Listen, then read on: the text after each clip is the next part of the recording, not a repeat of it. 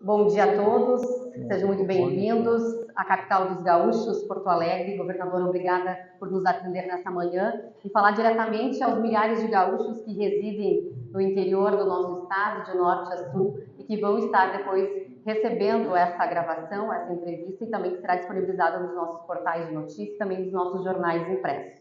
O senhor, em sua fala, já trouxe vários tópicos que queremos abordar com o senhor, mas vamos começar então falando deste mês de maio, que é tão marcante para os gaúchos, pois há exatamente há um ano atrás, neste mês, estávamos em um dos momentos mais dramáticos e mais desafiadores para o estado do Rio Grande do Sul. Há pouco o senhor mencionava o Plano Rio Grande, que traz eixos estratégicos importantes para o futuro do nosso estado, independente de quem estiver à frente do Executivo gaúcho. E a reconstrução do estado é prioridade. Hoje, um ano depois, há pouco o senhor falava que salvar vidas é a prioridade.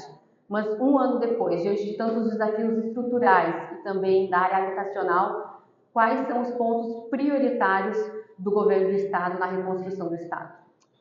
Bom, nós temos um plano, né, como mencionaste, que é o Plano Rio Grande. Esse plano as pessoas podem acompanhar nas suas redes. Nós temos um portal que é justamente planoriogrande.rs.gov.br, e lá as pessoas vão poder observar a estrutura justamente coerente, adequada de um plano que se propõe a tornar o Estado mais forte.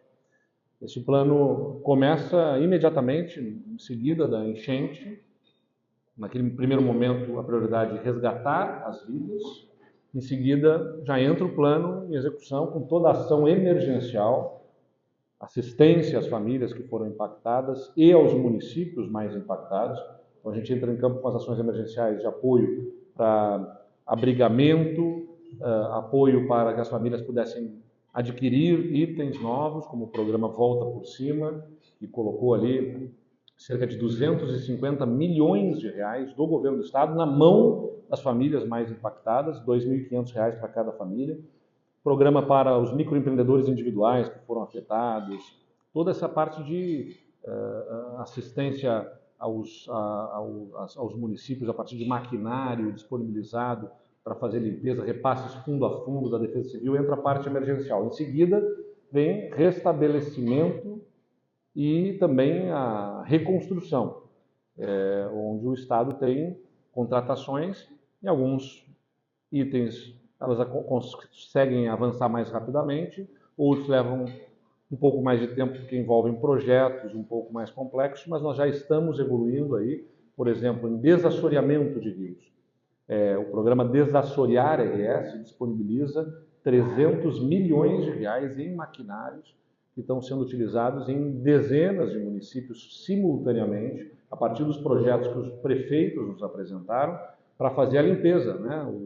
Retirar a sedimentação dos rios e permitir melhor, né, curso das águas para evitar enchentes onde isso se aplicar, além de outros 700 milhões de reais em dragagens que vão pela Lagoa dos Patos, pelo Guaíba, e especialmente dedicados à navegação, mas são 700 milhões de reais. Então, só isso são 1 bilhão de reais.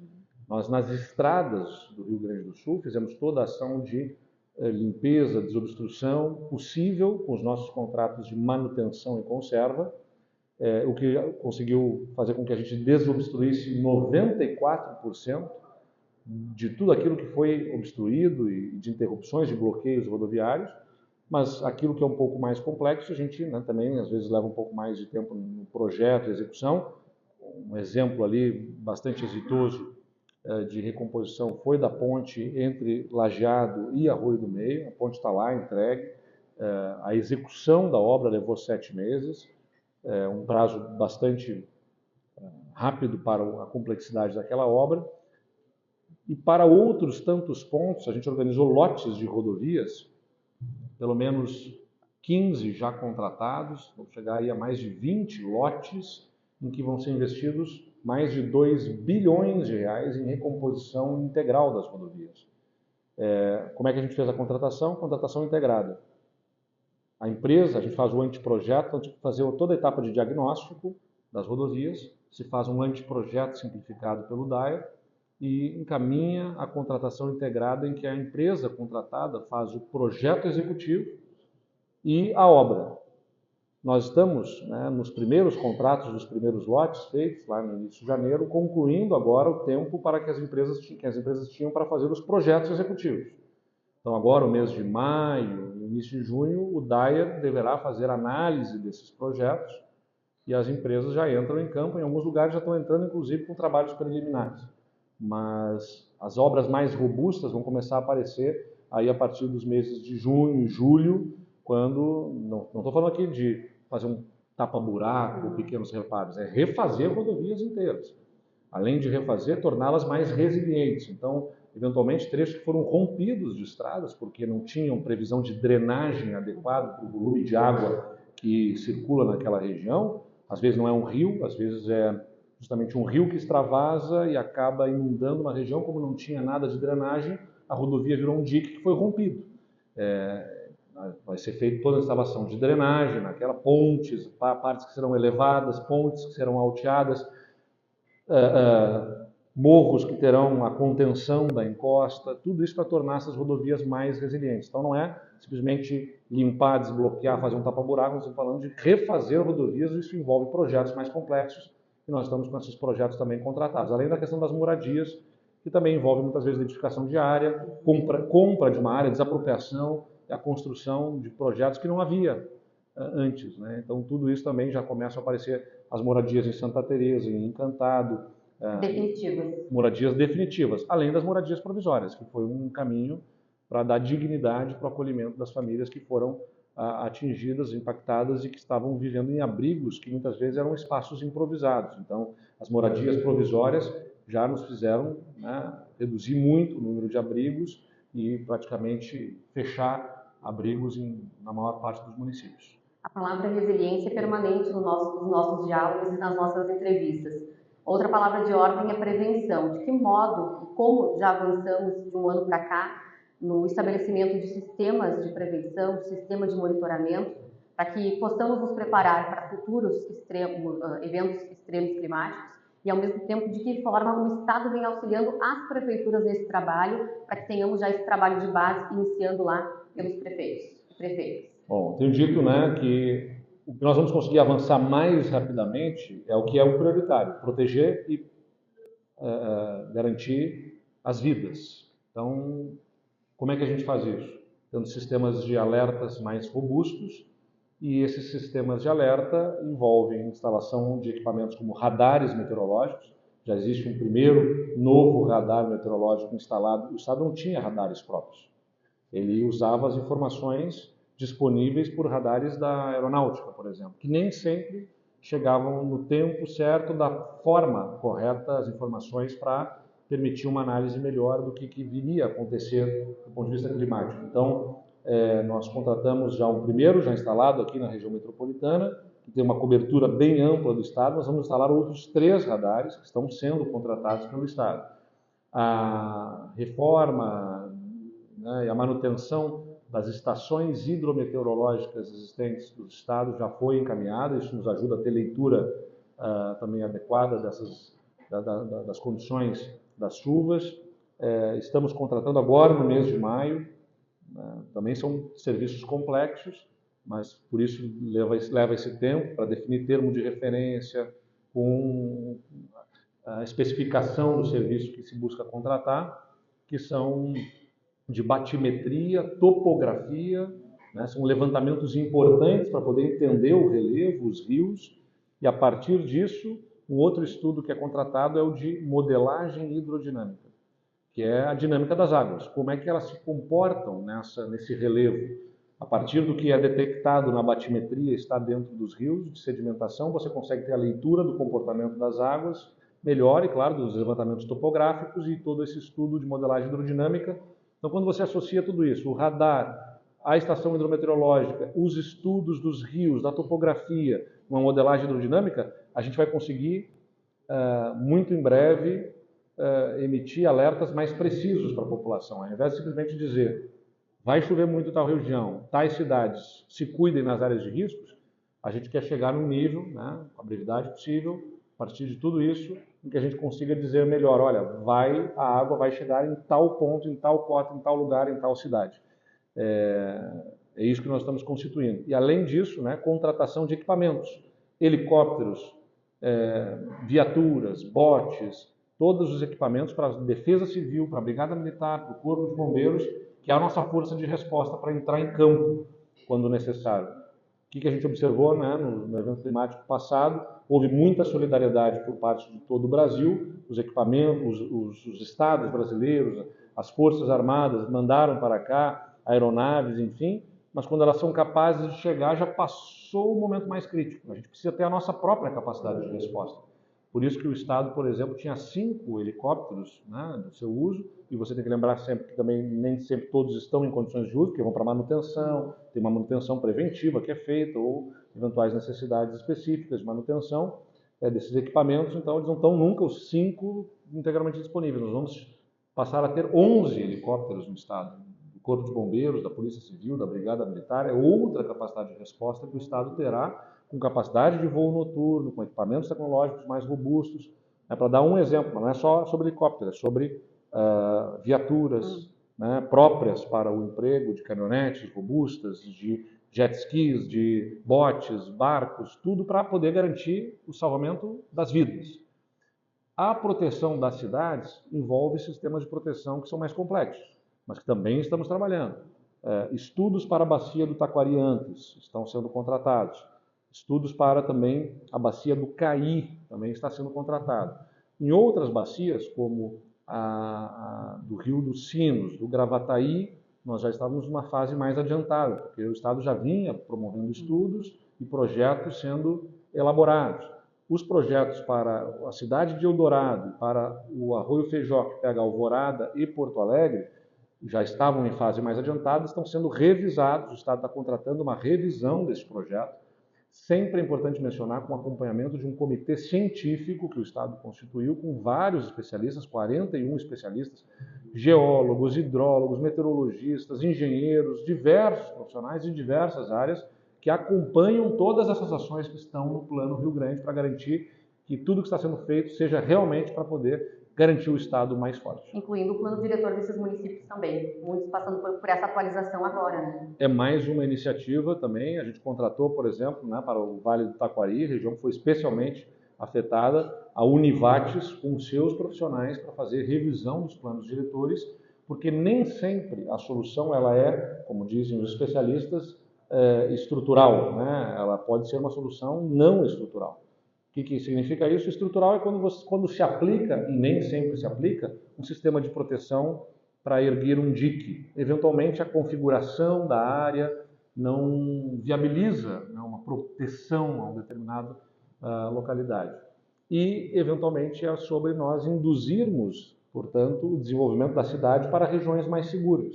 Especialmente depois de um desastre como esse, em que regiões inteiras foram devastadas, então a gente trabalha na lógica de poder ajudar os municípios a desenvolver os espaços que as pessoas vão ocupar em locais mais seguros, enquanto aquelas localidades que foram atingidas se tornam áreas de uso restrito, parques, né, que vão servir não apenas de espaço para não haver ocupação novamente, mas também para amortecer as águas, porque as águas passarão por esses parques quando for necessário, sem levar vidas humanas, e também as estruturas que serão viabilizadas nesse parque ajudarão a retardar a velocidade da enxurrada, preservando aquela região e as localidades adjacentes da força das águas. Então, tudo isso que está sendo pensado simultaneamente, sistemas, tecnologia e mesmo a forma de ocupação do território para que a gente possa ter cidades mais resilientes.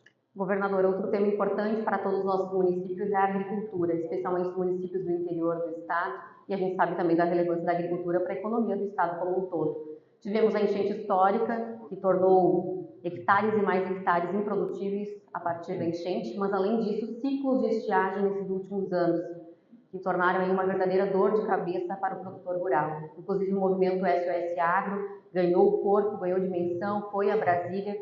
De que forma o Estado vem trabalhando para auxiliar e dar respostas aos produtores que, ora, choram pela seca, ora, pela enchente do ano passado?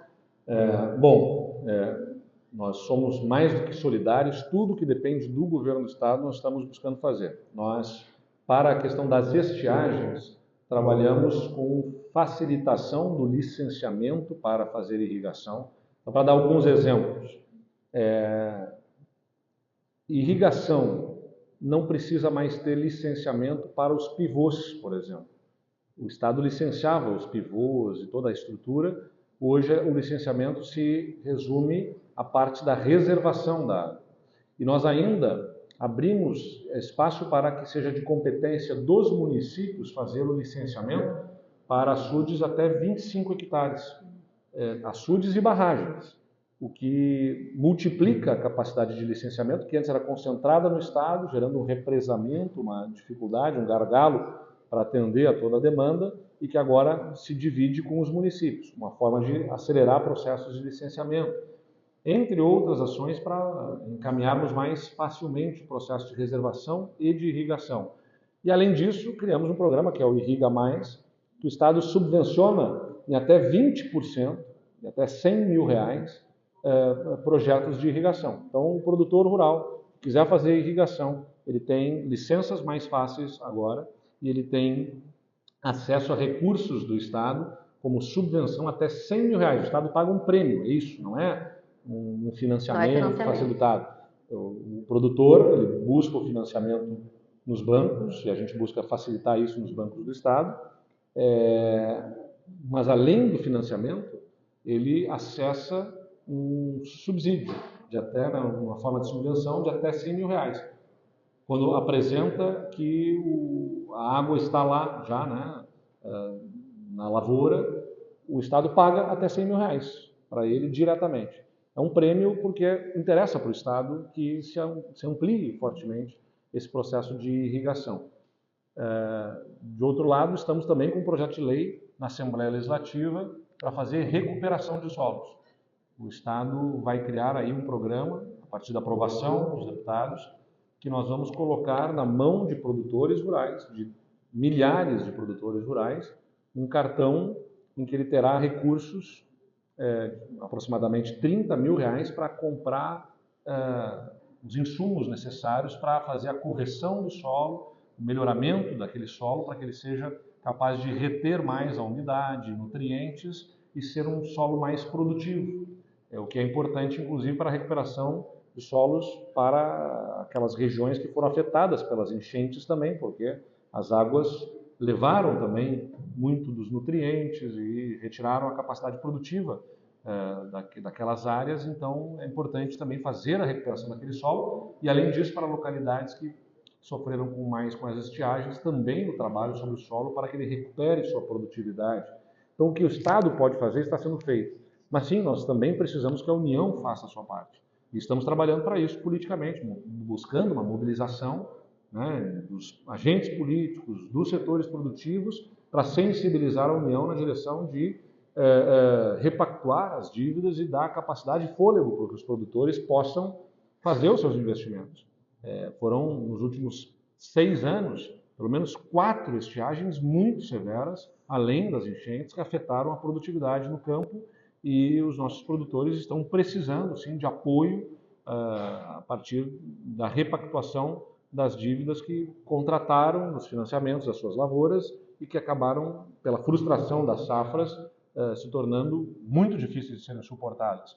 E a gente está buscando, né, sensibilizar o governo federal também para que repactue. Algumas sinalizações estão sendo feitas, mas nós estamos brigando para que tenha mais urgência essa tomada de decisão do governo federal. Muito bem. Agora falando um pouco sobre infraestrutura das estradas e das nossas rodovias, desde que o senhor assumiu o governo do estado, isso na primeira oportunidade, o senhor propõe a extinção da EGR, Empresa Gaúcha de Rodovias.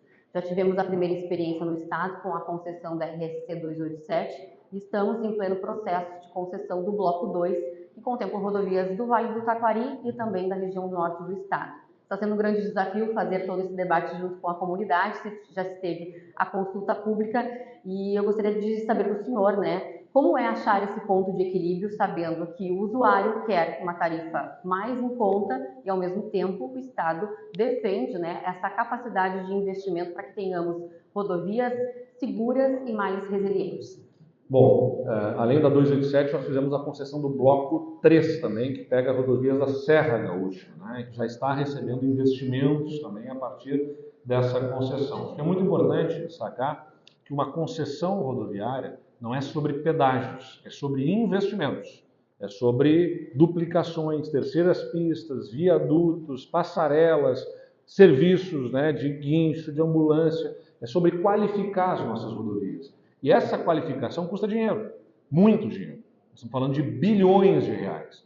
De um Estado que, por mais que tenha recuperado a sua capacidade de investimentos, como nós fizemos ao longo dos últimos anos, tem muito mais demandas e carências em termos de investimentos de infraestrutura do que o Estado é capaz de suportar sozinho no seu orçamento.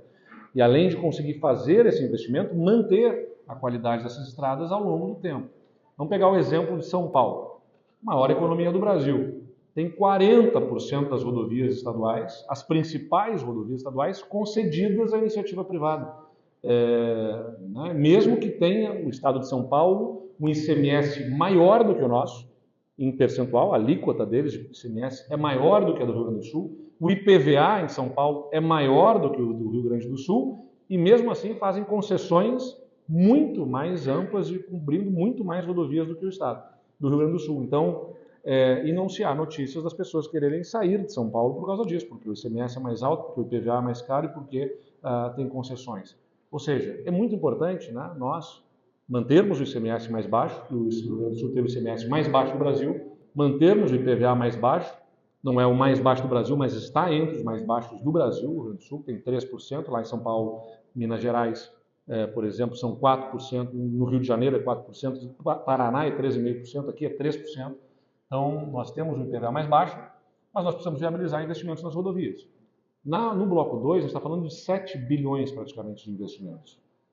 De 415 quilômetros de área concedida de rodovias, mais de 240 de duplicações serão viabilizadas. Não há duplicações, serão feitos 240 quilômetros de duplicação. É muito investimento para mudar de patamar essas rodovias.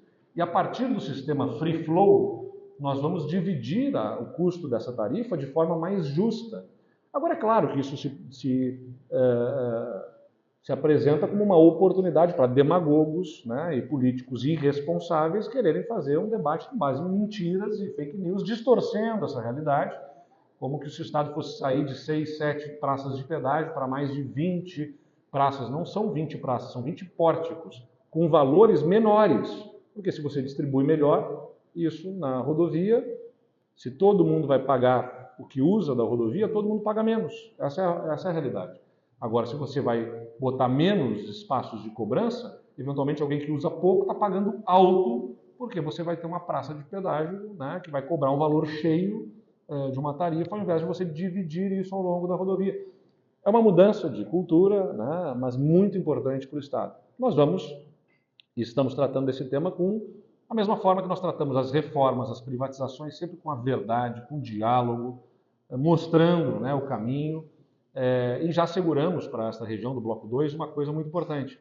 A tarifa que originalmente estava projetada em 23 centavos não será de 23 centavos. Nós já tomamos essa decisão, né? O Estado vai fazer ajustes em termos de fluxo das obras, do cronograma de obras, e eventualmente está estudando até um aporte maior, né? Está agora no mês de maio, na primeira quinzena ainda, deveremos apresentar, fazer essa devolutiva para a comunidade, o formato que encontramos para poder reduzir essa tarifa para um valor menor, além de encaminharmos um processo de leilão que vai ser mais favorável a descontos maiores da tarifa, né? Porque antes, originalmente, estava projetado um sistema em que o desconto da tarifa geraria também um desconto no aporte do Estado. E aí a empresa, né, os participantes, calculariam os seus descontos de uma forma mais conservadora, porque eles teriam também descontos no aporte do Estado. No momento que o Estado fixa o valor do aporte, um valor que não vai mudar, independentemente do desconto que ele dá na tarifa, ele fica mais estimulado a dar descontos maiores, sem o receio, né, sem se preocupar que isso venha a significar um aporte menor do Estado. Então, isso também deverá ajudar a ter descontos maiores. Então, além de a tarifa ser menor, já como tarifa teto, é importante dizer, ela vai para o leilão, e no leilão nós confiamos que o sistema que está sendo encaminhado vai oportunizar descontos maiores ainda. Pelo adiantar da hora, eu vou para a última pergunta. O senhor fez há 5 anos uma das reformas mais importantes e desafiadoras da história do Estado do Rio Grande do Sul, me refiro à reforma da Previdência, e também quando voltou ao governo do Estado nessa segunda etapa, o senhor elencou a educação como prioridade. Em meio a tudo isso, essa enchente histórica. Agora projetando já esse fechamento de governo, né, desse 1 ano e meio à frente, o que Eduardo Leite ainda quer fazer pelo Rio Grande do Sul e que ainda não fez? Olha, como agente político, né, e um servidor público aqui, numa posição de liderança, sou muito feliz com aquilo que fomos capazes de fazer, ainda mais quando eu olho, né, na jornada do Estado, das dificuldades que já tínhamos, e daquelas que se apresentaram no meio do caminho, como a pandemia, estiagens e enchentes. Né. Eu tive que lidar, nos meus anos de governo, com uma crise fiscal aguda, com a qual nós começamos o governo. Mas tivemos que lidar com a maior seca dos últimos 70 anos, talvez um ciclo de secas mais longo que o Estado já viu, pelo menos na história recente, a maior enchente da nossa história e uma maior crise sanitária que foi a pandemia que a humanidade já viu. Nesse ciclo de governo, foi um mandato muito desafiador. E mesmo assim, mesmo nessas condições adversas, o Estado arrumou as contas, abriu espaço para investimentos e em qualquer área. Mas qualquer área, pode pegar o que for, saúde, segurança, logística, né, na educação, qualquer área, esse governo tem números melhores do que os governos que nos antecederam, mesmo que eles não tenham enfrentado todos esses desafios de pandemia, de estiagem, de enchente como nós enfrentamos. Na segurança pública, o Estado tem os melhores indicadores da história recente. Né? Reduzimos os homicídios, os roubos de veículos, roubos a pedestres aos menores índices da história recente. Desde que o Estado tem números oficiais padronizados, são os melhores números. As estradas avançaram na sua qualidade, tem problemas ainda, mas são uma qualidade melhor. Estamos fazendo acessos asfálticos, é o governo que mais entrega acessos a municípios asfálticos nos últimos governos, nas últimas gestões do Estado. Na educação, nós pulamos de 1% das escolas de ensino médio com tempo integral para 30% nesse ano. Vamos chegar no ano que vem a 50% das escolas, os estudantes com uniforme escolar, que não tinham na rede pública de ensino, todas as escolas recebendo kits de computadores, notebooks, os professores recebendo notebooks. Resolvemos a questão do piso do magistério, avançamos muito em muitos temas da educação.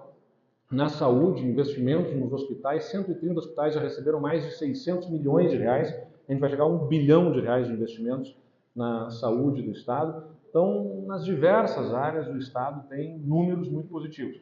Mas, claro, eu sempre quero mais, né? E digo para a nossa equipe, serei governador até o último dia, né?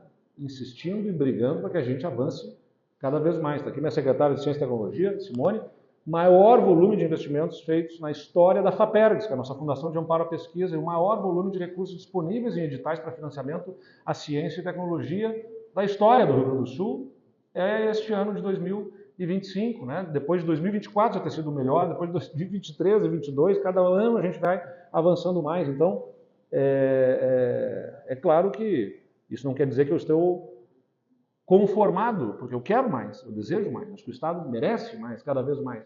Mas uma coisa está muito clara para mim, a trajetória está certa, o rumo está certo. Né? E é esse rumo que não pode se perder no Rio Grande do Sul, porque a gente já deu passos em falso na história do Estado. A gente ficou numa eterna briga e recomeço. Eu tenho o privilégio de ser o primeiro governador reeleito e vi o quanto que fez diferença para o Estado a continuidade. Porque lembrem que não é só sobre o Estado não ter reelegido o governador. Desde a redemocratização, nunca houve um governo de continuidade. Sempre um candidato da oposição ganhou o governo. O candidato do governador, mesmo antes da reeleição, não ganhava a eleição. Era isso. Então nós já quebramos um tabu nessa eleição de 2022, tivemos a continuidade de governo e fez toda a diferença. Porque a gente não começa no primeiro dia do zero, né, com uma equipe que tem que entender, claro que um novo governo, mesmo de continuidade, eu mesmo fiz um governo de continuidade, com mudanças na equipe, enfim, mas a estrutura, a diretriz, os eixos prioritários estão bem identificados, não é sobre aprender a governar, você já entra jogando no primeiro dia E isso dá mais velocidade para as coisas acontecerem. Então, nós estamos na trajetória correta, no rumo correto, vamos entregar muitas coisas até o final do mandato, mas os problemas não estarão todos resolvidos, né? É impossível, humanamente impossível você resolver todos os problemas. Então, eu tenho certeza que nós vamos entregar para o próximo governo muitos bons projetos em andamento, e eu espero, né, o futuro governador, que ele tenha a capacidade de encaminhar a continuidade com evolução, porque não é simplesmente sobre continuar na mesma toada, é sobre continuar e evoluir, né, e ser melhor. O senhor acabou de manifestar a sua torcida aqui, na frente de todos nós, e o senhor estará onde na disputa eleitoral no ano que vem? Bom, esses dias até quando me perguntaram, né, sobre o que eu espero no final do governo, eu digo, olha, o Rio Grande do Sul será outro do que o Rio Grande do Sul que eu assumi. Eu espero que nós tenhamos aqui, né, hoje nosso vice-governador é quem conhece o governo por dentro, conhece os projetos, conhece o Gabriel, né, conhece a estrutura, conhece o Estado, circula, sabe do que está acontecendo. Ele pode começar no primeiro dia tocando os assuntos e melhorando, não tenho dúvida, né, poderá ser melhor. E eu desejo que o próximo governo seja melhor ainda que o meu. Eu não quero simplesmente um governo de continuidade, quero um governo de evolução. Isso é muito importante. E o Gabriel tem todas as credenciais para isso, é quem eu aposto que deverá poder continuar esse trabalho. Bom, eu não posso mais concorrer à reeleição, né? Não posso concorrer ao novo mandato, já sou um governador reeleito. Naturalmente se apresentam alternativas no meu caminho político, eu pretendo continuar, né, na política, contribuindo com o Rio Grande, possivelmente com o Brasil. Aliás, os caminhos que se apresentam para mim impõem as duas coisas, né? Porque eventualmente uma candidatura a presidente da República, eu tenho essa disposição, eu não me sinto representado na polarização que aí está.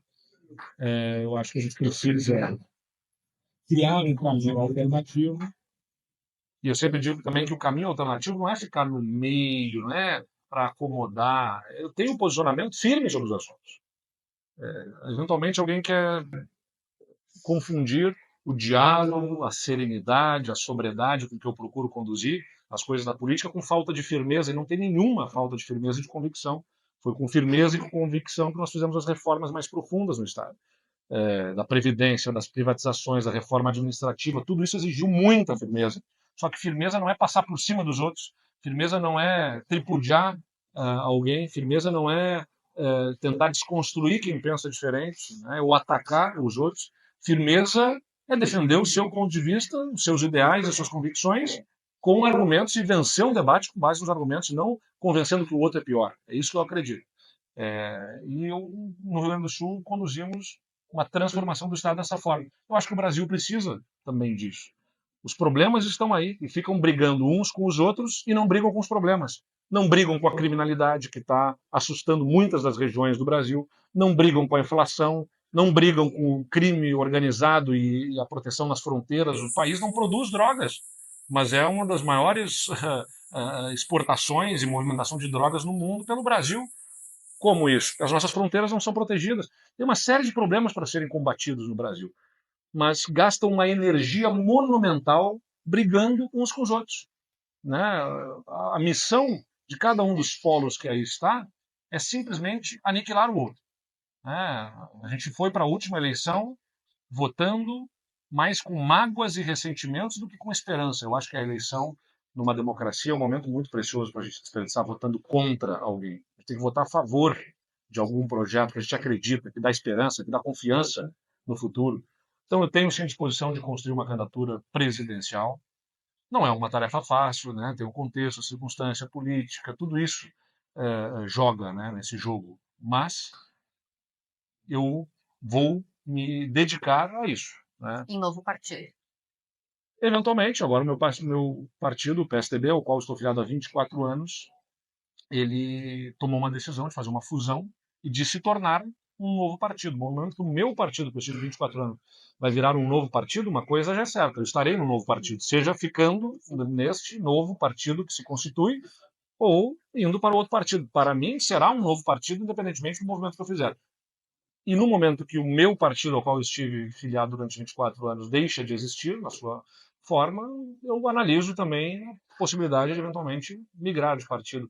Ao longo dos próximos dias, isso deverá ser decidido, não apenas da minha parte, mas com o grupo que eu represento, porque eu não ando sozinho na política, né? Tenho prefeitos, deputados, um grupo político que me acompanha e essa é uma discussão que nós estamos fazendo. Bom, se não for uma candidatura presidencial, eu também pretendo continuar contribuindo com o meu estado e com o Brasil. Eventualmente, uma candidatura ao Senado é considerada também, né? Uma coisa é certa, eu estarei ativamente envolvido com o processo eleitoral do ano que vem, com a responsabilidade de governar o Rio Grande, responsabilidade que tenho também de ajudar a construir a continuidade do trabalho que fazemos aqui, que na minha visão tem o Gabriel, a figura para liderar esse processo, e também com a minha disposição de continuar contribuindo onde quer que eu esteja, no partido que eu estiver, onde eu me realizo, né? Na vida pública, assumindo uma posição de contribuição para melhorar a vida das pessoas. Muito obrigada, governador. Logo, logo, todas essas falas estarão repercutindo nos 30 grupos de comunicação do interior do nosso estado. Obrigada. Obrigado a todos.